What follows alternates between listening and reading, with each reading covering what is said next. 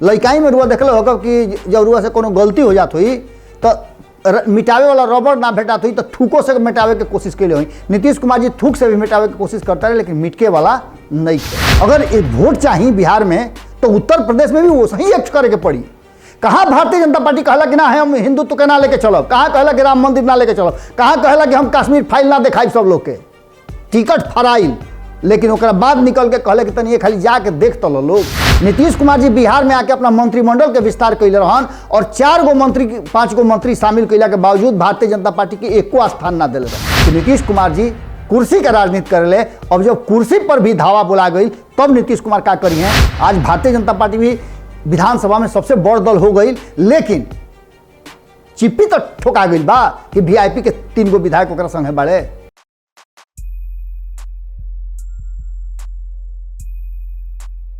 कब तक लुकैब पत्ता के आड़ में, एक दिन तो वहीं के परी खुला बाजार में। गोड़ा नहीं हेरा से अभिनंदन बरुआ के अपना कार्यक्रम जना के नाम हो खूटा ठोक के।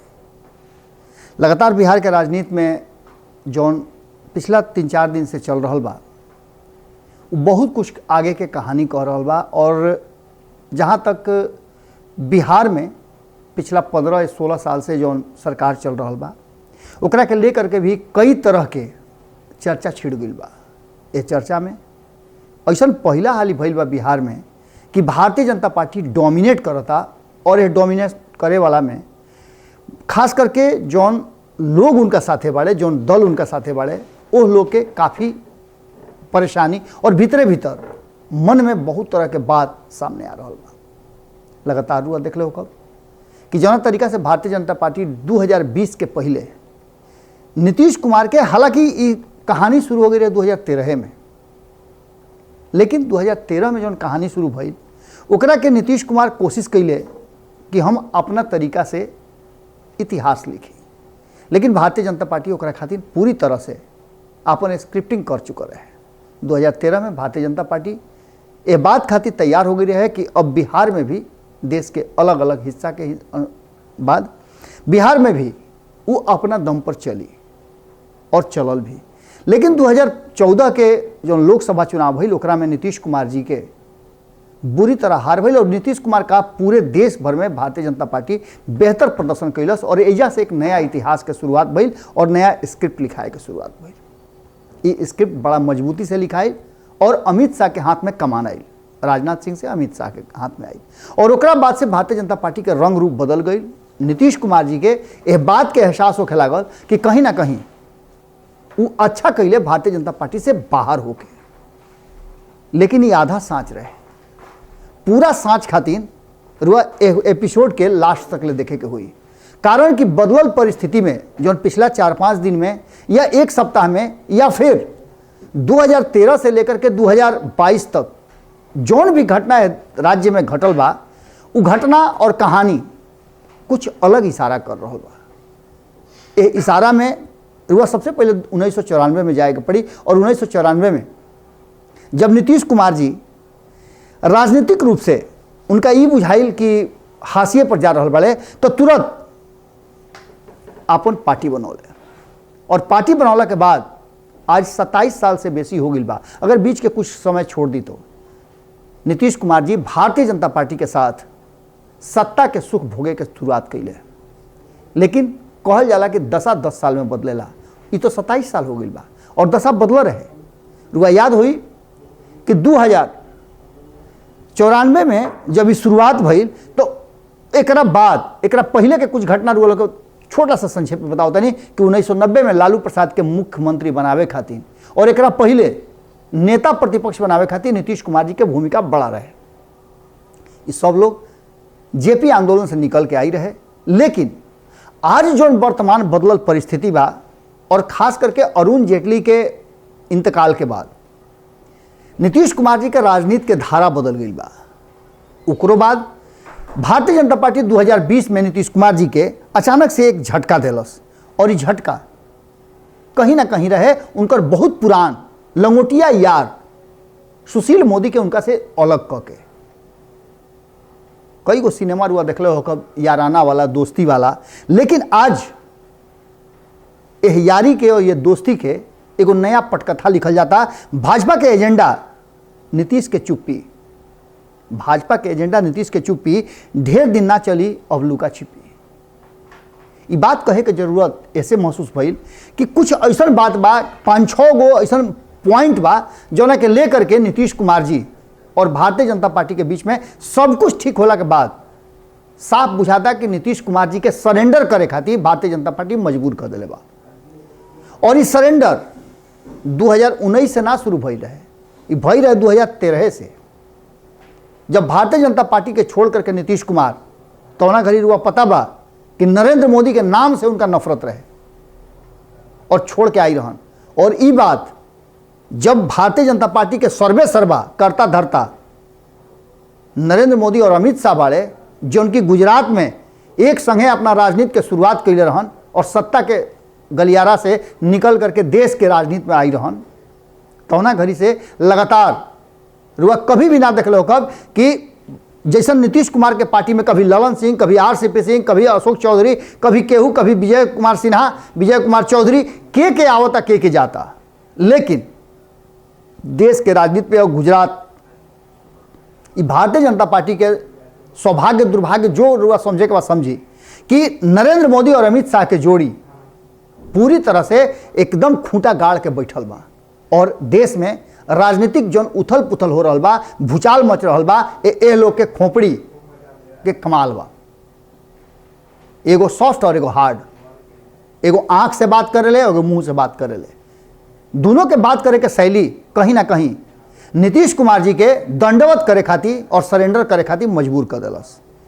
अब नीतीश कुमार जी जौना तरीका से मिल ले, रुआ लोग के एकरा पहले वाला एपिसोड में कुछ तस्वीर हम देखौले रही, लेकिन बदलल तस्वीर इतिहास के पन्ना पर अंकित हो जाला, ओकरा के रुआ मिटकार ना सकिले। लइकाई में रुआ देखले होगा कि जब रुआ से कोनो गलती हो जात हुई तो मिटावे वाला रबड़ ना भेटात हुई तो थूकों से मिटावे के कोशिश कैले हुई। नीतीश कुमार जी थूक से भी मिटावे की कोशिश करता रहे, लेकिन मिटके वाला नहीं खे। अभी कहानी उनका लीलार पर लिखा गई बा और ये लीलार पर लिखल कहानी कहीं ना कहीं नीतीश कुमार जी के एगो अलग डब्बा में पैक करे के तैयारी बा। ए पूरे कहानी में अब नीतीश कुमार जी भले ही बात कह देस, लेकिन उनकर चलत नहीं खे। भारतीय जनता पार्टी उनका के चले नहीं खे देत। और एक शुरुआत रुआ याद होई कि 2019 से भई रहे। नीतीश कुमार जी पहला हाली भारतीय जनता पार्टी के सामने कमजोर भई रहन और 2019 में इनका इच्छा के बावजूद मोदी अपना मंत्रिमंडल में नीतीश कुमार के बात ना सुन ले रहन और साफ तरीका से कहले रहन कि मंत्रिमंडल उनकर विशेषाधिकार बा, जेकरा के चाहिए ओकरे के मंत्रिमंडल में शामिल करी है।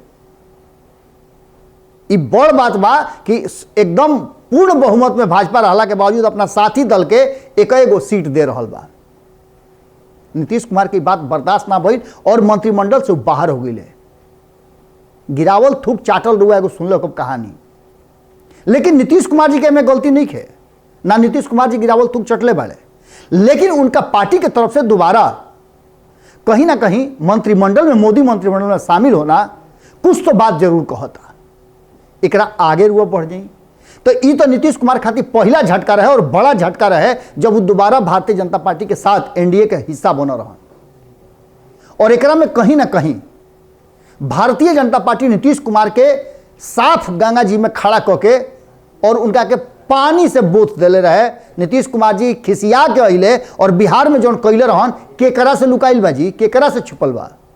नीतीश कुमार जी बिहार में आके अपना मंत्रिमंडल के विस्तार कैले रहन और 4 गो मंत्री 5 गो मंत्री शामिल कैला के बावजूद भारतीय जनता पार्टी के एको स्थान ना दिले रहन। एकर मतलब रुआ समझता नहीं नु, खिसियानी बिल्ली खंभा नोचे वाला हाल रहे। और नीतीश कुमार जी दिल्ली से आकर के अब सोच ले रहन कि अब भारतीय जनता पार्टी से टक्कर ले, लेकिन भारतीय जनता पार्टी तो पहले ही तैयारी कर ले रहे। कहनी ना कि स्क्रिप्ट पहले ही लिखा गई बा। नीतीश कुमार ओकरा पर खाली एक्ट करता रहे। हीरो का करेला? हीरो अपना मन से कुछ करेला थोड़े, वो तो जौन डायरेक्टर ओकरा के निर्देश देला वो करेला।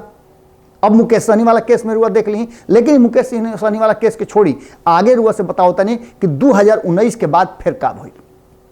2019 के बाद चूंकि नीतीश कुमार जी भारतीय जनता पार्टी के बुताइल आग फिर से लहका दिले रहन, यानी उस गैल सत्ता वापस दे दिल रहन। तो भारतीय जनता पार्टी इंतजार में रहे कि एगो गलती कैले रहन तो ओकर फिर से सुधार कर ले। अब उस सुधार कैला से कहीं ना कहीं नीतीश कुमार जी के कुछ दिन तक राहत दे दिया। 2017 से 2020 तक नीतीश कुमार जी खूब डोमिनेट कैले, खूब उनका चलल, खूब लहकल। 2020 में भी चहले तो अंतिम दिन तक ले फैसला करावे के पहले नील डाउन करौले भारतीय जनता पार्टी के, और भारतीय जनता पार्टी से एगो सीट बेसी लेकर के नीतीश कुमार जी अपना के बड़ भाई साबित कैले। ओकर बदला भारतीय जनता पार्टी उनका से कब कब लेलस इरुआ गिनती कर ली। एगो के बदले उनका के कई हाली उलट पलट के आ जवाब देलस। उत्तर प्रदेश में नीतीश कुमार जी टक लगौले रहन, और टकटकी लगौले रह गईले, लेकिन उनका के उत्तर प्रदेश में अपना संगे ना लेलस, साफ उनका के बेलगा देलस। एक असर नीतीश कुमार जी पर जरूर पड़ल। और नीतीश कुमार जी सोची ना तनी कि भारतीय जनता पार्टी से टक्कर लेवे के बात करते रहे, और भारतीय जनता पार्टी के तरह कोनो एक्टे नहीं करत। जहां चुनाव लड़ले नीतीश कुमार ना जाले प्रचार करे खातिर, अपन चेला चपाटी भेज देवेले कि बस फरियाल से जाके। ये ऐसा होला महाराज। झारखंड में चुनाव लड़ले तब प्रचारे करे ना गईले, दिल्ली में चुनाव लड़ले प्रचारे करे ना गईले, उत्तर प्रदेश में चुनाव लड़ले एको दिन झांकियों मारे ना गईले। ये बात उतने ना रहे, एक पहले भी भारतीय जनता पार्टी नीतीश कुमार के मुंह पर टेप चिपकौले रहे, उनका के मजबूर कर दिले रहे कि नीतीश कुमार रहिए तो भाजपा के साथ है, लेकिन चली ना, उनका चास बास ना चले दी। और अरुणाचल प्रदेश में इनका सब विधायक के अपना पार्टी में शामिल करलस, छटपटाते रह गईले, लेकिन बोले के सावंग ना भइल। 2020 के चुनाव में नीतीश कुमार जी के जबर जवाब दिलस भारतीय जनता पार्टी। नीतीश कुमार बाद में ये बात कहले जब उनका के उस्कावल गई, उनकर हारल विधायक जब दबाव बनौले तब वो कहले कि हाँ ये तो बात बुझाइल कि के यार रहा, के दोस्त रहा, के मेरिया रहा, के सलहिया रहा आ के दुश्मन रहा, बुझेबे ना कोई। अरे भाई ये बिहार के राजनीति चलाओ तरह, बिहार चलाओ तरह, देश के बड़ नेता कहा तरह, तारा बुझेबे ना कोई। ये कैसा राजनीति है भाई?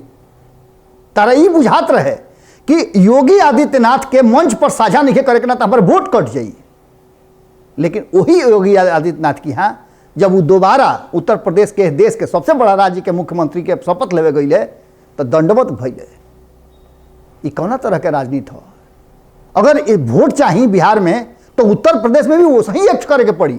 कहाँ भारतीय जनता पार्टी कहला कि ना है हम हिंदुत्व के ना लेके चलो, कहाँ कहला कि राम मंदिर ना लेके चलो, कहाँ कहला कि हम कश्मीर फाइल ना दिखाई सब लोग के टिकट फराइल, लेकिन ओकरा बाद निकल के कहले कि तनी ये खाली जाके देख तो लो लोग।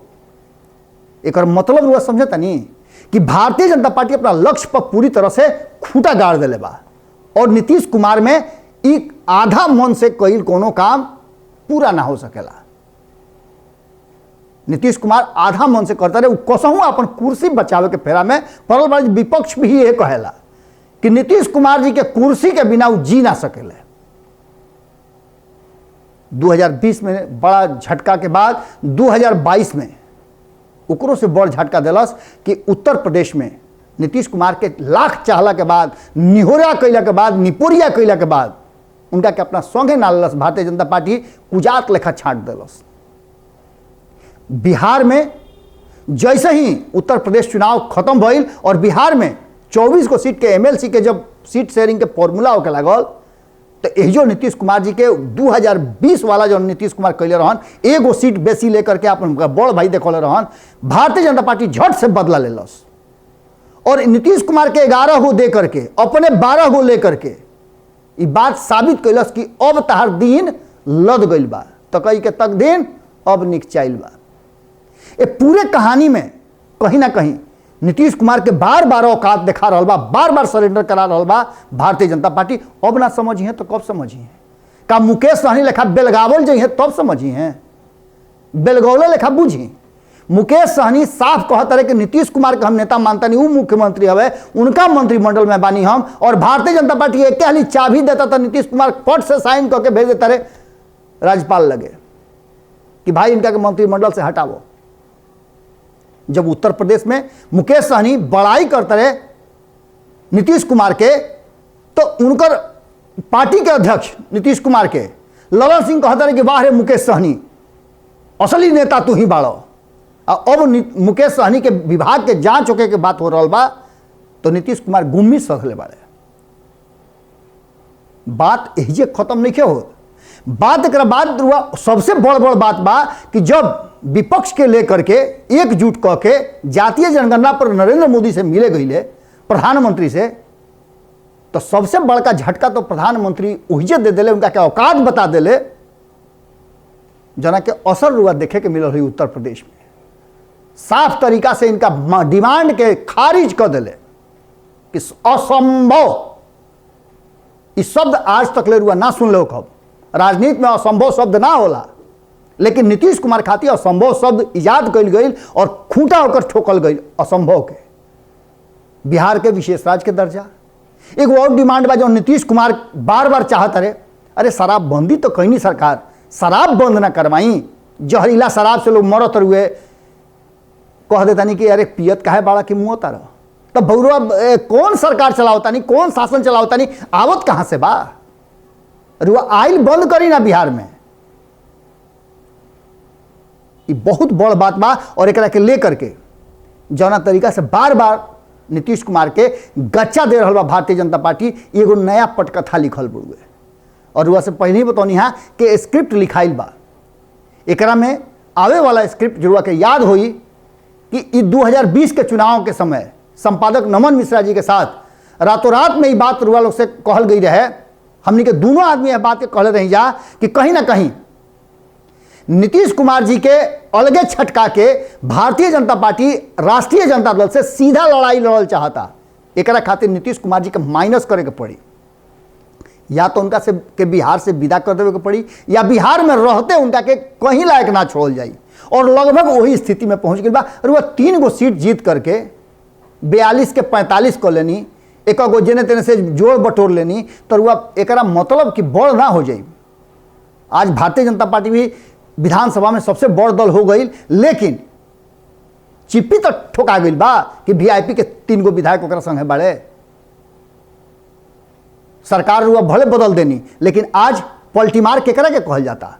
विपक्ष जहां जरूरत होता वजह रुआ के कहता कि पलटी मारे ले। एक खाली फिर से बिहार के राजनीति में नीतीश कुमार के सामने एक बड़ा सवाल खड़ा हो गई बा कि नीतीश कुमार बिहार में रही हैं कि अब बिहार से बाहर जाए के तैयारी करता रहे। का प्रशांत किशोर से मिलने के बाद भारतीय जनता पार्टी ज़्यादा अलर्ट हो गई बा कि नीतीश कुमार के नील डाउन करावे खातिर और सरेंडर करावे खातिर हर योजना लगावत हुए? का कहीं ऐसा तो ना कि नित्यानंद राय जो ले करके गई रहन संदेश अमित शाह के, उस संदेश में नीतीश कुमार के जाड़ कमार कवर गई बा? बहुत ऐसा बात बा जौन अभी खुलासा होके के बाकी बा। वक्त के हिसाब से बहुत कुछ खुली, लेकिन एक बात तो पक्का बा कि लुका छिपी अब ढेर दिन नीतीश कुमार के चले वाला नहीं है। लोग विद्रोह करता, और ये विद्रोह नीतीश कुमार के तरफ से ना, नीतीश कुमार के नीति और बिहार के लगातार पिछड़ना। ये कैसन सरकार चलता कि दोनों आदमी साथे बाड़े, एक बाद भी बिहार पिछड़ल जाते हुए, बिहार नीचे से फर्स्ट करता। ये सारा बात के लेकर के एक बात तो तय नजर आता कि जौन गलती 2013 में नीतीश कुमार कैले रहन, ओकरों से लम्हर गलती 2017 में कर ले। देश के अलग अलग राजनीतिक दल, अलग अलग क्षेत्रीय दल अपन प्रभाव बढ़ा रहा बड़े, और नीतीश कुमार के प्रभाव मणिपुर में 4 गो सीट जीत गईला से रुआ देश के सबसे बड़ पार्टी ना हो जाए, ना रहा कोनो व्यवस्था बा। रुआ गई रही मणिपुर में प्रचार करे खातिर, जीना मणिपुर में विधायक जो जीतले उनकर आपन बा, और फिर ललन सिंह के उनमें सहयोग बा। लेकिन ये सारा बात के लेकर के एक बात तो पक्का नजर आवत हुए कि भारतीय जनता पार्टी चाहे जितना भी केहू के डरवा लेवे, केजरीवाल के कहा नहीं के डरवावत, एक राज्य से दू राज्य में, और वो छोट मोटे 2-4 गो सीट ना, सरकार बना लेलस पंजाब में, और ऐसा ऐसा फैसला करता कि जो दांत खट्टा कर देता लोग के। राजनीति करे के बाद तो लोकतंत्र में लोग खातिर राजनीति होके, अपना खातिर राजनीति ना होके। और बार बार नीतीश कुमार पर ये आरोप विपक्ष लगावेला कि नीतीश कुमार जी कुर्सी का राजनीति कर ले। अब जब कुर्सी पर भी धावा बोला गई तब नीतीश कुमार क्या करी हैं? ये सवाल बड़ा बा। ये सवाल के जवाब प्रशांत किशोर खोजी हैं, तेजस्वी यादव खोजी हैं, चिराग पासवान खोजी हैं, ललन सिंह खोजी हैं, RCP सिंह खोजी हैं, मुकेश सहनी के बेलगा दिले अब जीतन राम मांझी खोजी हैं कि नीतीश कुमार खुद कुर्सी से या कुर्सी के हस्तांतरण करके भारतीय जनता पार्टी के और कहिए कि जौन फैसला करे के बाद करी सरकार रउए हाथ में सब बा। 2017 में असही बही रहे ओड़ी में सजा के अब भारतीय जनता पार्टी के सत्ता दे दिले रहन, ओकर खामियाजा नीतीश कुमार के आज जरूर भोगे के पड़ता, जौन चर्चा लगातार विपक्ष कर रहा बा। और नीतीश कुमार के लगे रास्ता सीमित बा। व्यक्तिगत अगर बार बार जो कह रहा बा विपक्ष कि व्यक्तिगत स्वार्थ खातिर, व्यक्तिगत कुर्सी खातिर नीतीश कुमार बिहार के साथ अन्याय कर रहा बाड़े। रुआ पूरे विषय पर पूरे जौन विश्लेषण रुआ लोग के सामने ले आकर रखनी है, एह पर रुआ का सोचतनी कमेंट बॉक्स में जरूर लिखो सब है। कारण कि आखिरकार इस सब बदलाव के जितना भी एक्ट हो रहा बा, जितना भी खेलकट हो रहा बा, इस सब के असर रउए पर पड़े के बा। रुआ जब तक ले आगे ना बढ़ब, जब तक ले सोचब ना, अपना भविष्य के बारे में राउर छोड़ी ना, रुआ आगे वाला पीढ़ी के बारे में ना सोचब, ओकरा खातिर मुखर ना होकर, तब तक ले तस्वीर ना बदली। और तस्वीर बदले खातिर कहीं ना कहीं तेजी से आगे बढ़े के पड़ेला। फिर कल भेंट हुई रुआ लोग से यही ठेहा पर, जना के नाम हो खूटा ठोक के। गोड़ लागत।